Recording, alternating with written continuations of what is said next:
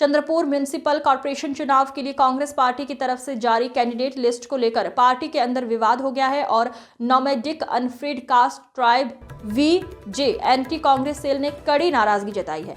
पूरे चंद्रपुर शहर में एक भी VJNT उम्मीदवार को नॉमिनेशन न मिलने से वर्कर्स में नाराजगी का माहौल है। VJNT कांग्रेस सेल के वाइस प्रेसिडेंट रतन राम सागर शिलावर ने एक प्रेस रिलीज में आरोप लगाया है कि ऐसे कैंडिडेट्स को टिकट दिए गए जो पार्टी के ऑफिशियल मेंबर नहीं है और पार्टी में VJNT के वफादार वर्कर्स को नजरअंदाज कर दिया गया।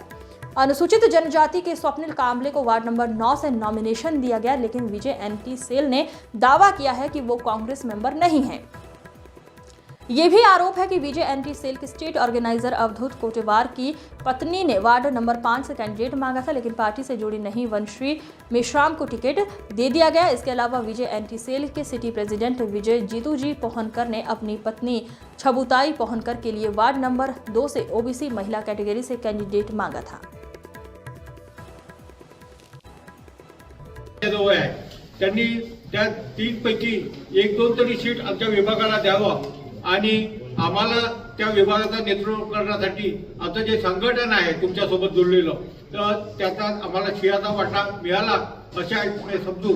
परंतु त्या पत्राची सुद्धा विजयभाऊ वडट्टीवार, प्रतिभाताई धानोरकर व इतर पदाधिकाऱ्यांनी दखल घेतली नाही। सुभाषरावजी धोटे यांनी त्या पत्राची दखल घेतली नाही हे मला विशेष सांगायचं आहे। शहर अध्यक्ष आपले जिल्हा अध्यक्ष आहे सुभाषभाऊ धोटे आणि उदाहरणादाखल मी यापूर्वीच सांगितलं तुम्हाला की मी गट पुरुष त्यामध्ये तिकीटची मागणी केली होती।